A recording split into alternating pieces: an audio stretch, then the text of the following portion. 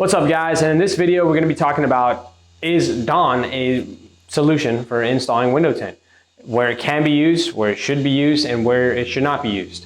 A lot of guys have been saying they use Dawn for 30 years and they have had no problems. For me personally, I've used Dawn, I've tried it for a few years, and I had issues with it sticking on the front windshield and back windshield. What I would recommend is all type solution. If you can use all type, great, use it for everything. However, is there a place for it on side windows when you have a very difficult install and you need it to slip a lot? Yes, Dawn is a solution. However, I don't like it. I like all type because when I install the film and I squeegee it, the film tends to tack very easily.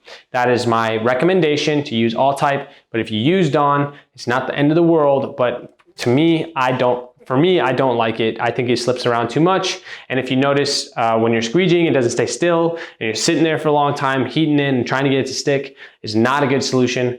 Do not recommend it. But again, try it out. Might work for you. It's just my personal opinion, how I install, my style of installing. I like to be fast. I like to tack it whenever I like to tack it. I personally like less slip, but that's just for me.